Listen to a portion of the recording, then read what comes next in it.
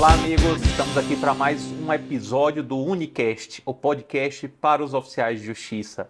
E hoje eu tenho a alegria aqui de receber o Alexandre Yanes, que é candidato a deputado distrital pelo Agir, candidato a deputado distrital, naturalmente, aqui no Distrito Federal. Muito obrigado pela sua presença, Alexandre. É muito bom para esclarecer, né, para a nossa audiência quais são as suas propostas para o governo. Entendi. Primeiro, obrigado pelo convite aí pessoal aí dos oficiais de justiça, são irmãos, né, que eu sou policial penal, então somos irmãos da área de segurança. E é bom que abre um canal, né, com mais um leque com o pessoal da área de segurança para a gente conversar um pouquinho do que a gente pensa, das propostas e também serve inclusive de entrar em contato e as pessoas também sugerir alguma coisa, né? A gente hoje com o advento das redes sociais acaba criando uma interação entre as pessoas. Isso é bem legal, isso é bem bacana. É importante mesmo. Alexandre, você é policial penal de carreira, né? Você é da área de segurança pública. Então, assim, tem bastante experiência nisso, conhece o trabalho dos oficiais de justiça, né? A gente até conversou sobre a questão da atuação dos oficiais nos presídios, né? E a parceria que tem com os policiais penais. Mas aí depois passou um tempo e você entrou na vida política, né, em vários cargos políticos, exerceu cargos importantes aqui no GDF. Você foi administrador, né, de 3 regiões administrativas diferentes, né, Sobradinho 2 e Fercal. Exato. Como é que foi essa transição aí? O que te levou a desempenhar esse trabalho aqui no GDF? Em 2008, eu morava fora de Brasília. Eu sou nascido e criado em Sobradinho, só para fazer um apanhado geral. Eu sou nascido em Sobradinho, na cidade de Sobradinho, estudei escola pública a vida toda, filho de mestre de obra com auxiliar de enfermagem, um monte de irmão, classe média baixa igual boa parte da população aí, dos nossos amigos, né? E, graças a Deus, passei no concurso público, sou policial penal e também galguei uma carreira na área de gestão pública. Em 2008, fui convidado para ser administrador de Sobradinho. Foi uma honra, fui o primeiro administrador de Sobradinho, nascido na cidade de Sobradinho, nascido no Hospital Regional de Sobradinho. Então, administrei minha cidade, né, onde eu nasci. Em 2012, fui convidado para ser administrador da Fercal para montar a região administrativa. Lá era uma gerência vinculada a Sobradinho 2 ou a Sobradinho, sempre, dependendo do momento político, era vinculado a uma cidade, depois a outra. E assumi e montei, pela experiência que eu tive em Sobradinho, então me convidaram, foi até um ex-delegado, o doutor Michel, que hoje é conselheiro, afinal de contas, ele também foi deputado, e ele me convidou para assumir lá, montar a administração da Fercal. Trabalhamos até dia 1º de janeiro de 2015, na mudança de governo, e agora, no governo Ibanez, dia 3 de janeiro de 2019, 3 dias de governo, ele me ligou, me convidou para ser administrador de Sobradinho 2. Fiquei lá durante 1 ano e meio, ou seja, administrei as 3 cidades da Quinta Zonal, que eu considero 3 cidades irmãs, Sobradinho 2 e Fercal. Uma cidade vive em função da outra, mas todas com a sua particularidade. Todas são muito diferentes. Sobradinho, por exemplo, é uma cidade já estruturada. Lá já tem equipamentos públicos, a cidade asfaltada, a cidade que tem com iluminação. Então, assim, a questão estrutural da cidade já tem. Hoje, Sobradinho, você tem que mais manutenção da cidade, deixar a cidade sempre bonita e tal, sempre arrumadinha. E, lógico, fazer outras coisas e tudo, mas é uma cidade já estruturada. Sobradinho 2, que é uma cidade bem mais nova. Sobradinho 2, ela cresceu muito, tem uma estrutura legal, mas ela está faltando equipamentos públicos para ela virar realmente uma cidade independente. Hoje ela ainda é muito dependente de Sobradinho na questão de estrutura pública. Tipo, vou dar um exemplo, na hora ele tem que ir para Sobradinho. O escritório da CAESB tem que ir para Sobradinho. Da SEB tem que ir para Sobradinho. Então, hoje os equipamentos públicos ainda estão em Sobradinho. Quartel da PM não tem, é só Sobradinho. Quartel do Bombeiro não tem, é Sobradinho. Agora está construindo a delegacia em Sobradinho 2, lá vai ter. Então, quer dizer, lá precisa ainda de estrutura, de equipamentos públicos para que ela realmente se torne uma cidade independente, com vida própria. Fercal, essa então é diferente de todas as outras. A cidade mais antiga, ela é mais antiga do que Brasília. A Rua do Mato, ela existe antes do início da capital. Né? Já existia uma comunidade antes da construção de Brasília. E é uma cidade totalmente assim, sem estrutura, né? Muito sem estrutura. Vou dar um exemplo, lá não existe rede de esgoto. Na Fercal, lá ainda é fossa, e a maioria ainda é fossa negra. É a pior que tem. Então, assim, lá não tem estrutura, a estrutura é ruim. melhorou muito, melhorou. Quando eu fui administrador lá, eu reformei 4 quadras de esporte, construí duas pontes, construí a cobertura de onde hoje é a feira, onde hoje é a administração regional lá era uma casa. Construí a sede da administração regional, fiz a cobertura onde é tipo um centro de múltiplas funções, onde o aniversário da cidade faz lá, onde vai ter algum show é lá, onde tem alguma coisa de ordem social, vai a carreta da mulher fazer mamografia é lá, porque que a gente criou um espaço público para que possa ser usado pela comunidade. Fizemos a Fercal 1 toda de bloquete, ela era poeira, né? Era terra, a gente colocou bloquete, construiu uma quadra na Fercal 2, colocamos iluminação pública na Boa Vista, trocamos mais de 30 transformadores, então a gente fez muita coisa, mas ainda tem muito a fazer, porque lá realmente ficou muitos anos sem ter o olhar público, né, do Estado para que faça a coisa acontecer. Então são 3 cidades irmãs, uma próxima da outra, e vivendo em função da outra, mas com características muito distintas. Isso é interessante, assim, ó, às vezes as pessoas não imaginam, né, que tão perto de Brasília, capital, né, do Brasil, capital da República, a gente tem situações tão desestruturadas, né? Exatamente. Vou te falar uma curiosidade, essa é pior ainda. A Fercal é onde fica as 2 fábricas de cimento, a Ciplan e a Tocantins. Se eu não me engano, na época era, eu não sei agora, os novos dados, era a segunda maior arrecadadora de Brasília. Era a segunda região administrativa que mais arrecada, porque as fábricas de cimento, elas 24 horas produzindo e vende muito. Então, o ICMS que eles recolhem, vai aqui, que fica recolhido no Distrito Federal, é gigante das fábricas de cimento. Então, assim, você vê, é tão sem estrutura e arrecadando produz, tanto. né? Então não tem um retorno, Se né? fosse um município, por exemplo, por causa da Constituição, aqui não existe município. Sim. Então, se fosse um município, seria um dos municípios mais ricos do DF. Então o povo não tem o retorno, né, ali do que contribui, né, ali a sua região. Exato. E olha que dos últimos, no governo ibanês, no governo Arruda também fez um bocado, quando eu estava lá, e agora no ibanês também fez muita coisa. O administrador lá é meu amigo, o Fernando, também trabalhou muito. Mas ficou muitos anos, ficou 15, 20 anos sem nada. Então eles ficaram muito para trás. E agora está tendo um olhar mais desde a nossa gestão e agora atual também, o rapaz que está lá é bom de serviço. Não, vai bem interessante. E assim, o Alexandre, você também exerceu outros cargos no último governo, né? Então você trabalhou com a parte de mobilidade, com os permissionários também. Como é que foi essa experiência? Mobiliário. Mobiliário. Mobiliário. Em junho de 2020, o governador, eu estava 1 ano e meio já como administrador regional, aí o governador me liga e falou, me chama de Yandes, né? Yandes, eu queria... Eu vou te buscar para você trabalhar comigo aqui no Palácio Buriti. Eu queria que você assumisse uma secretaria bem pesada, é muito trabalho, politicamente ela é forte e você vai mexer com muita gente. Eu quero que você trate bem esse povo. Aí eu fui ver o que era. Aí é a Secretaria de Imobiliário Urbano. Todo mundo que trabalha com permissão, concessão, e tudo, quase todos, de área pública em Brasília, passava por mim. Todos os feirantes das feiras permanentes, feira livre, quiosque, trailer, food truck, banca de revista, carro de som, ambulante de eventos. Tem 2 tipos de ambulante. O de eventos era comigo, o da satélite como não é. Então, assim, são mais de 40 mil pessoas. Só feirante em Brasília tem 22 mil. Então, esse pessoal estava todo na minha pasta. Sim. E aí, o que o governador falou? Alexandre, você tem que atualizar leis, atualiza as leis desse cara. Eram leis muito ruins, antigas, que já não atendiam os anseios do permissionário atual. Vou te dar um exemplo clássico. A lei, banca de revista. Toda banca de revista em Brasília é irregular. Toda. Por quê? Porque é uma lei de 1992/3, se eu não me engano, e essa lei diz o seguinte: banca de revista só pode vender jornal e revista. Depois do celular, depois disso aqui, quem é que compra jornal ou revista? Ninguém mais compra. Então, o que hoje virou a banca de revista?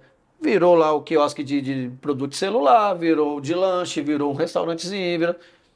Eles foram ser uma floricultura, eles foram se adequando à realidade. Sim. A culpa é do permissionário? Não. A culpa são dos governos anteriores que não olharam para os caras e não se atualizaram. Sim.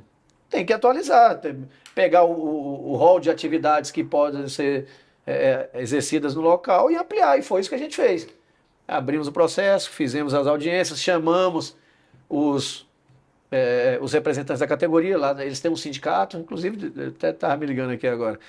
Aí a gente chamou todo mundo, chamou os órgãos de governo que fazem parte, SEB, CAESB, DEFLEGAL e tal, juntou todo mundo, fizemos as reuniões, que tem que ser, faz parte do trâmite processual disso, para poder atualizar a lei, e fizemos a nova legislação, já está quentinha aqui no Palácio Buriti para ir para a Câmara para votação. Sim. Ou seja, é uma lei que vai ajudar muito, vai regularizar eles, 90% deles vai ser regularizado. Sim. Isso foi feito com food truck, não existia food truck em Brasília regularizado. E as feiras também estava ruim. E a gente atualizou as leis desse pessoal, trazendo uma segurança jurídica, cidadania para eles poderem trabalhar com tranquilidade. Sim. Então, assim, foi muito legal, foi bem pesado, trabalhei muito, eu gosto de trabalhar muito, mas essa foi em especial, trabalhei pra caramba, rodei. Agora, me deu uma oportunidade ímpar, né? Eu rodei Brasília toda, hoje eu conheço todas as feiras de Brasília, todas. Sou amigo de 70% dos presidentes de feiras hoje, fazem parte do meu ciclo de amizade.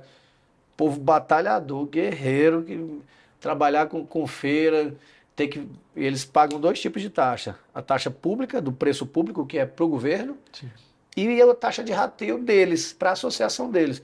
Que serve para quê? Para manutenção das feiras. Para pagar o vigilante deles, para pagar a limpeza do banheiro, para ali, né, do custo deles lá da feira. Sim. E é difícil. Tem feira, que a gente vê assim, tem umas feiras que são bombadas em Brasília, né? Feira do Guará é bombada, a feira da Ceilândia, a Central da Ceilândia. A Planaltina tem também muito movimento, a de Sobradinho também tem. Mas tem feira que é complicada, tem feira que ela quase não funciona, tem pouco feirante, a da 210 de Samambaia, é até a Marlúcia, minha amiga. Lá de 200 boxes, 160 era fechado. Complicado. Sobradinho 2 é a mesma coisa. Se você for lá agora, metade dos boxes lá estão fechados. Então, assim, é difícil você conseguir trabalhar dessa forma, porque esse pessoal acaba não pagando taxa de rateio e tal, é complicado. Precisa do suporte mesmo do governo. Isso. Alexandre, assim, acho que todo mundo já viu, né, nossa audiência aí, que você desempenha um trabalho bem importante junto ao GDF, inclusive com muita proximidade com o Ibanez, mas também o pessoal quer ouvir um pouquinho das propostas específicas para a nossa categoria, né? Uma das questões, você sendo da segurança pública, é fácil de visualizar, um dos maiores problemas que a gente tem é a violência contra oficiais de justiça no desempenho das suas atribuições. A gente precisa de mais segurança. E hoje a segurança é realizada pela Polícia Militar. Então, assim, a gente precisa de um aprimoramento. A gente hoje tem um acordo de cooperação do TJDFT com a Polícia Militar, mas às vezes esse acordo não funciona tão bem. Claro, né? A polícia tem várias outras demandas, sim, então a gente não tem todo o suporte necessário para proteger ali a segurança dos oficiais de justiça. Recentemente, inclusive, houve um caso de violência contra o oficial que foi filmada e foi transmitido no Metrópolis, por exemplo, teve uma repercussão muito grande e voltou esse debate todo. Então a gente queria saber se você, assumindo como deputado distrital, seria um compromisso seu também lutar por maior segurança para o trabalho dos oficiais de justiça? Sim, sem dúvida. Eu falo olhando no olho de todos aqui, até porque a gente tem carreiras muito similares, né? A gente vai na atividade fim, lá no preso, né? Naquele no condenado. Então, tem que ter esse compromisso. Eu tenho um compromisso. A gente precisa de periculosidade. Agora que o policial penal está brigando por isso, o oficial de justiça também. Sim. Claro que tem periculosidade. Sim. A gente precisa brigar por isso. Para mim, na minha opinião, essa é uma legislação federal. Se eu falar que eu posso fazer, eu estaria mentindo. Mas a gente vai ter parcerias com deputados federais, que isso é uma legislação federal. Por exemplo, para mim, quem cometesse algum crime ou tentativa contra o oficial de justiça, o policial penal ou quem quer que seja, teria que ser um agravante.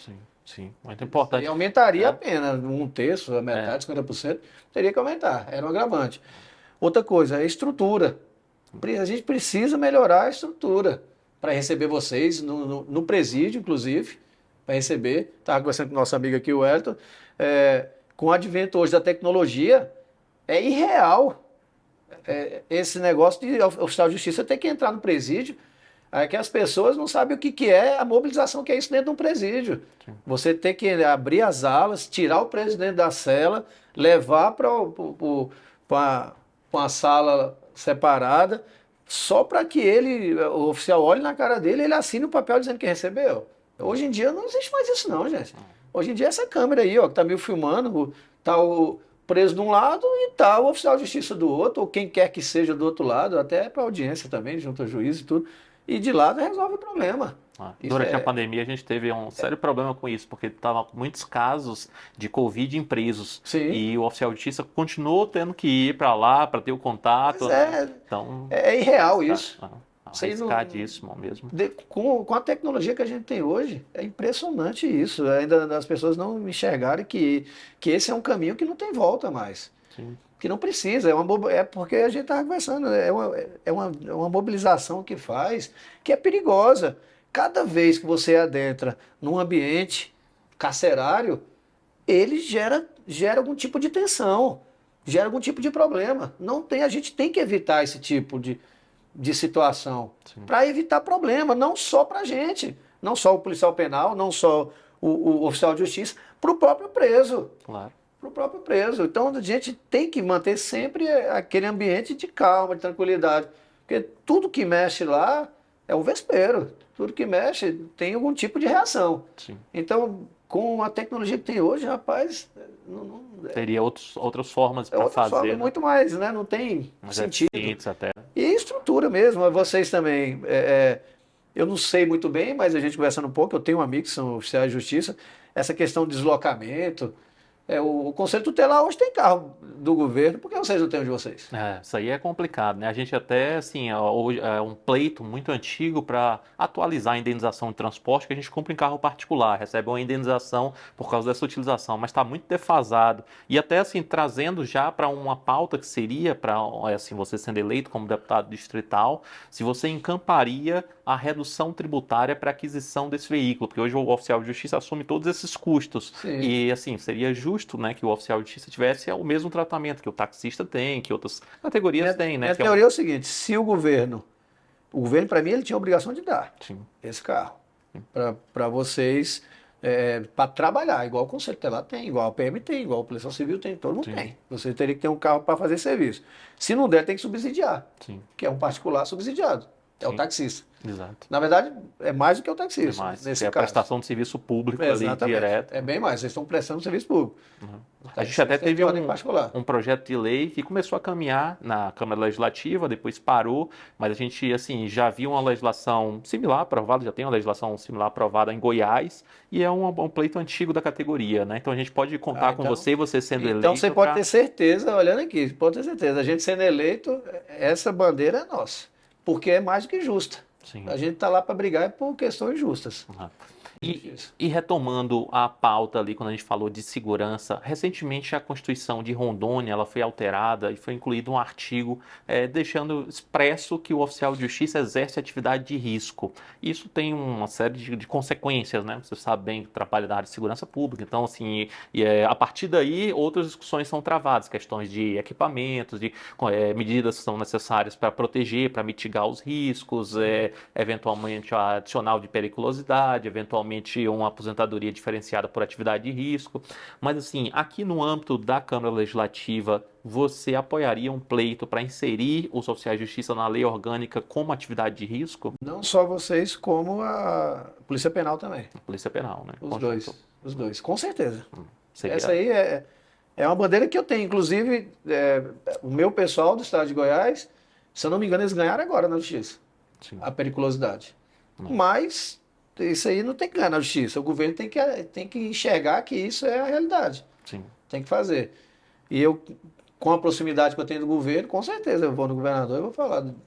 E a gente vai brigar por essa causa. Vocês e a nossa junto. Isso aí é uma parceria. Até para fortalecer mais. Sim, excelente. Alexandre, e assim, os nossos telespectadores aí, com certeza, muitos gostaram das propostas, e para aqueles que gostaram, que querem apoiar a sua candidatura, o que seria importante para fazer esse apoio? Bom, gente, fale um pouquinho da minha história, da área de gestão, passei por vários lugares.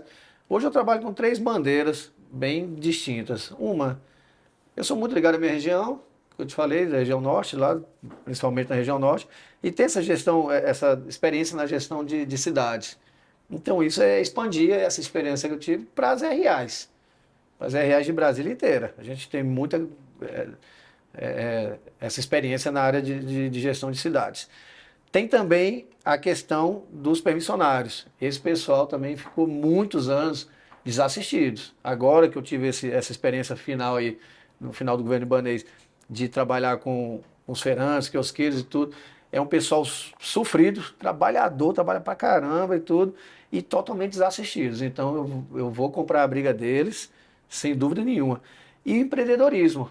Empreendedorismo também é uma bandeira que eu levo, que eu conheço, já tive empresas e tudo, e sei da dificuldade do que é hoje um empreendedor na cidade, no Brasil todo, trabalhar nesse empreendedorismo. Hoje vou te dar um exemplo que aconteceu com um amigo meu. Ele estava abrindo uma distribuidora de medicamentos em Samambaia. Ele, para receber um certificado da Vigilância Sanitária, demorou 10 meses. Isso. Ou seja, ele ia morrer antes de nascer. Porque como é que você fica pagando um galpão, você paga funcionário, você paga contador, você tem uma série de custos fixos e demora 10 meses para sair um documento para o cara poder trabalhar. Não, isso é ridículo. não tem sentido. Isso é ridículo. Em país desenvolvido é simples. O governo tem um mês para emitir o documento. Se não emitir, ele é emitido tacitamente. Sim.